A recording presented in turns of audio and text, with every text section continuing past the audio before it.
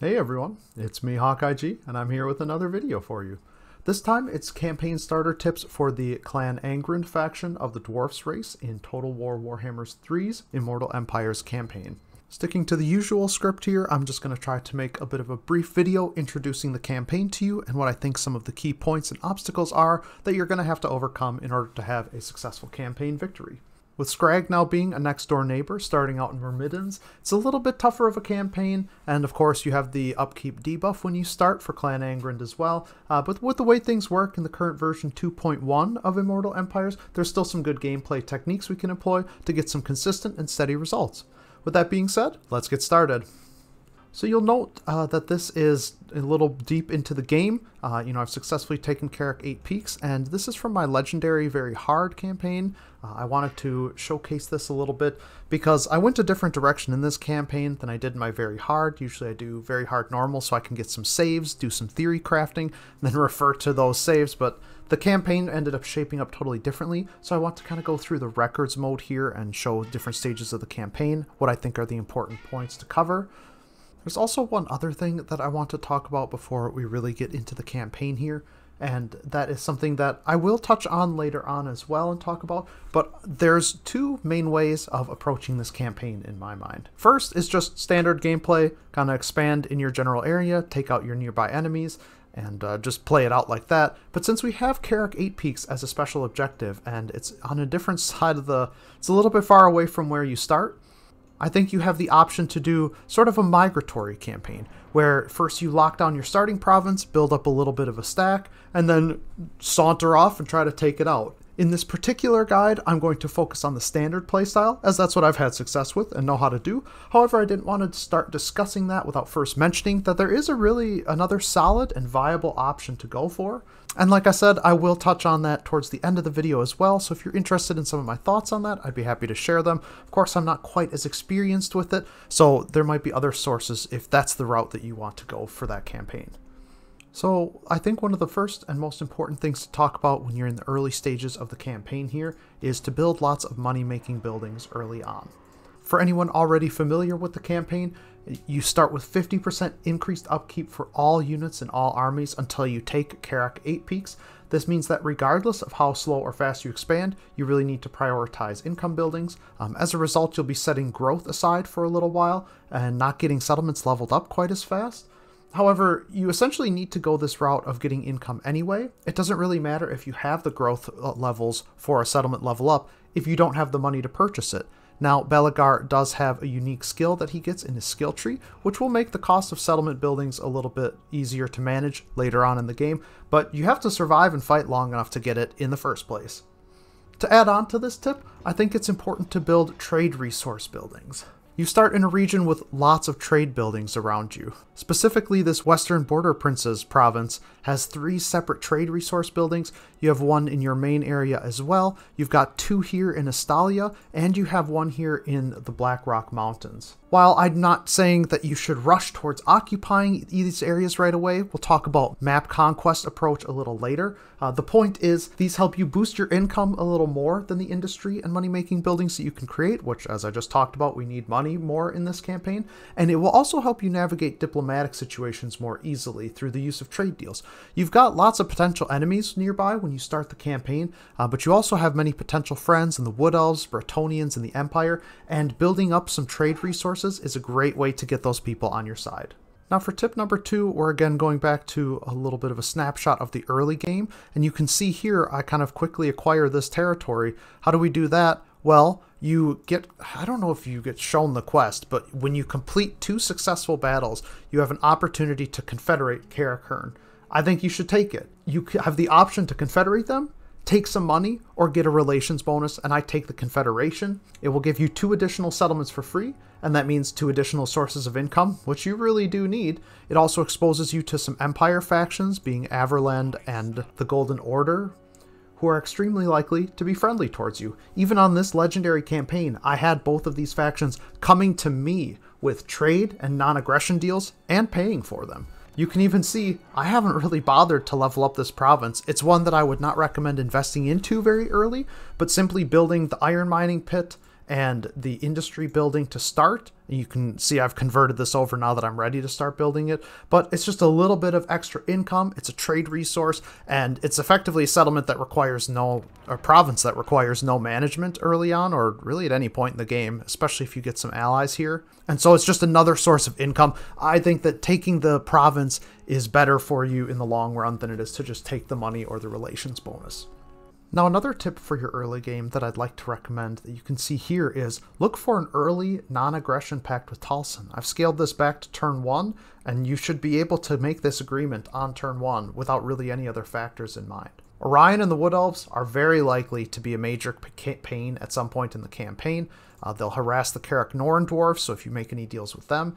It's also very likely for Dirthu to eventually go to war with the Golden Order, or perhaps other Empire factions, and if one Wood Elf doesn't like you, eventually all the rest will come to not like you as well. So I think it's worthwhile to just take this easy, instant non-aggression pact with Talsyn right at the start of the game. It may cause some slight penalties with your other Empire and Dwarf factions, but I think it's worth it, and it's really easy to offset those penalties with research or being at war with the same people. However, having that little bit of diplomacy boost with these factions, with the Wood Elves, even if it's just the one Wood Elf, will help your attitude with everybody else just a little bit. I mean, you can see these other factions haven't really discovered me, and but essentially it's enough to keep, you know, your closest and a big threat off your back.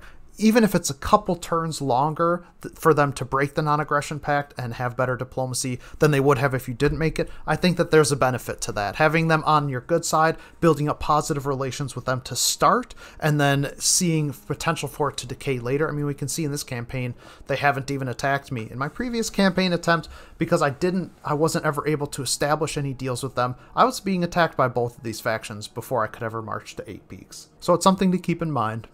Now, my fourth main tip here is to let Skrag and Aranessa play out their campaigns. You have Aranessa Saltspite starting in Sartosa here to your southwest, and Skrag the Slaughterer starting in Myrmidons here to your southeast. I'm not sure, I wish we could see them a little bit more easily here, but you'll see as we kind of go along, the border princes start to disappear, and I can tell you for a fact the same thing's happening on the left side. You see it's not until about turn 15 or 14 that I end up taking Tilia.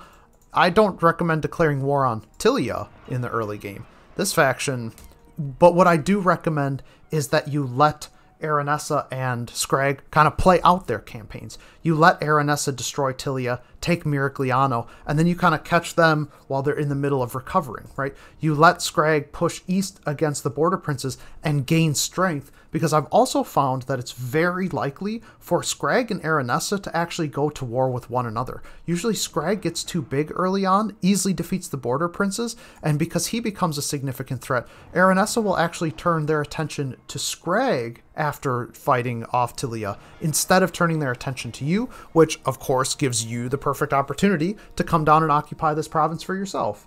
I know it's probably tempting to try to protect the border princes, you know, establishing a nice ally in the early game, leaving them with, you know, even just this one province. It's tempting. It's what I wanted to do as well, and helping them also gives you the excuse of taking this province and getting these trade resources. But I think it's a lot better if you can take out Sartosa, like sweep Aranessa down to Sartosa, and then from there sweep Skrag the Slaughterer, Disciples of the Maw back to Zvorak, or even further, and kind of eliminate both of these enemies in totality in a single motion, instead of trying to jump back and forth across the borders. And because if you're fighting one, you're probably going to end up fighting the other, especially if you don't let them go to war with each other first.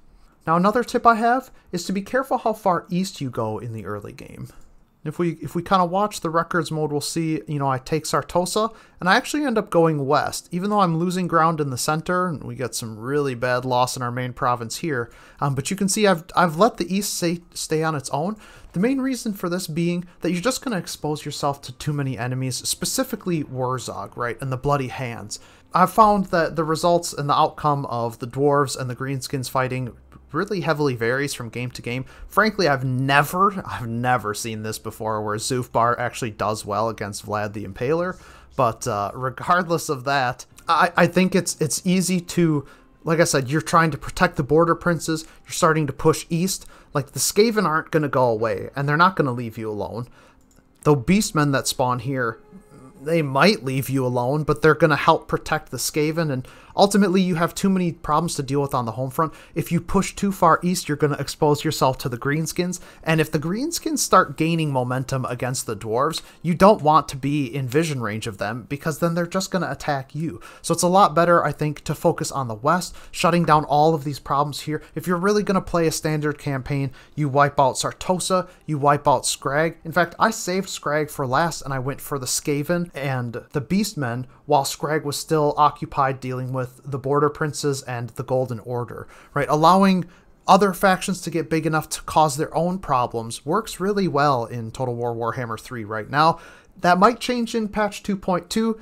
Creative Assembly have talked about some updates to the AI and the scaling, but I imagine that the feature that they fight each other if you're small and they are both big, I don't think that that's going away. So you can see I really focused on the west here, like eliminating Skaven, eliminating Beastmen, while I did lose Tilia, and in fact I even lost Karak Bufdar, which that was a pretty critical mistake. I had a bit of an overextension with an army I recruited, but it all turned out just fine in the end. And as soon as I cleared all of these threats, and once I was ready to push east, I was able to do so extremely confidently, extremely quickly. You can see we've collected an entire province in the Western Badlands, and we still made it to Karak 8 Peaks in time. All of these buildings were pre-built in it, which is kind of funny and nice, and has actually allowed me to start converting my army into a much higher quality, which I would continue to do as I play out this campaign.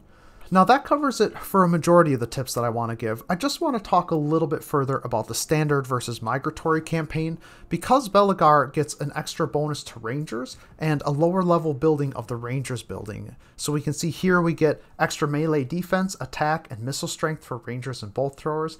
You know, you might not think the melee defense and attack is too useful. Obviously we want the missile strength more than anything, but the melee stats can come in handy here as well. And as you can see, something unique to this faction is you can get standard Rangers as a tier 1 building. So you could very easily, very early on in the game, even with Karak Izor at tier 2 and Bufdar and Zarek Zil at tier 1, you could easily create a competent army of, 15 Rangers or like 12 Rangers, 3 Dwarf Warriors, and your heroes. Because remember, you start with all these ethereal heroes. I know that, it's an engineer and a runesmith with 2 Thanes, but still Belegar and 2 Thanes and a swarm of archers that have stock, that's pretty good. And you'd be able to just kind of traipse across the Badlands, immediately go to Karak 8 Peaks, and try to take them out very early on in the game to alleviate yourself of the upkeep reduction penalty. Try to fight it out from there. Now, unfortunately, I don't have a lot of campaign management strategy for that option if you want to go that route,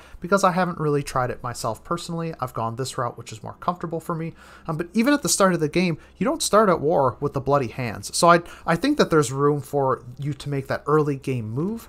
Now, I originally was going to put a section in here where I talk about maybe holding out until you get to tier 3, you get Bugman's Rangers. They're going to have better melee stats by quite a bit. They've got regeneration, and of course they would benefit from Belegar's skill, which you're not likely to have in the early game with low-level Rangers, but you're likely to have by the time you get Bugman's Rangers. But I don't think that that strategy is the route to go if you're going to try to migrate, because it's just going to take too long. By then, Sartosa or Disciples of the Maw are probably going to be pressuring you, so leaving your province is going to be very risky. And even when you get to the other side and you get to Karak 8 Peaks, they're going to be a lot more built up and well defended. They might even be in the middle of a wog. So I think that it's just too risky. I don't think that that's worth trying. I could be wrong. And of course, if you think so, please let me know in the comments section below. But yeah, I think if you want to do this migratory campaign, you just rush out those Rangers, get Karak Izor to tier 2 so you can get the landmark building for the income to support it, and then move out as soon as you can. So with that being said, I've talked about everything I wanted to for this video. I think that this can be one of the more interesting campaigns. You've got some options to make it more interesting, and it's a classic challenge campaign, right? I definitely think it's a harder start than Thorgrim's start, and of course the upkeep has to do with that, but you also have more tools to deal with it, as is typical of these, the alternate campaigns. I mean, having 4 ethereal heroes, or just in general any faction that were to start with 4 normal heroes, that's a pretty strong start. We've got 1 of each type, we got 2 Thanes. like, what more can you ask for? I could be spamming out Quarrelers and drop all these long beards and still be in great shape. You just have so many enemies around you, it can be hard to manage, and especially on this legendary difficulty campaign, I found that I had to kind of give up some territory from time to time in order to, like if we scroll through the records real quick, you'll see that I gain and lose Tilia from almost everybody I fight. We like take it from Sartosa, we lose it to Skrag, we take it back. Skaven came through there and raided it at one point. It's just about kind of biding your time. You can see that even though it took me some time to end up getting over to Karak 8 Peaks, we're actually in an extremely solid position as a result. The 50% upkeep I think is manageable. You can overcome it, especially by playing in a focused and dedicated manner, taking out one enemy at a time, and just accepting the nature of some potential losses for the difficulty of the position that you start the game in. So I hope that you learned something from this video. I hope that you found this video interesting, of course, and that it benefits you in the campaigns that you try to run if you're looking to play Clan Angrund. It really is a fun campaign. Again, it's got some flexibility. I think that this campaign is one that's worth replaying for anybody out there. And it'll definitely teach you how to manage your resources in a more efficient way as well. When you get that Oath Gold and you have 5 possible characters that you can get some upgrades on, you're going to be making sure that you spend every last bit of it. So with that being said, thanks so much for watching. If you have any questions of your own about other aspects of the Clan Angrund campaign, or you have some tips that you think that I missed, please feel free to leave them in the comments section below. Don't forget to like and subscribe if you did watch the video. Helps the channel, helps me know what you like, and it'll help you catch all of the future content that I produce for the Dwarves, and eventually the Empire, Lizardmen, Skaven, and more. And as always, thanks for watching, have a great day, and we'll see you on the next one.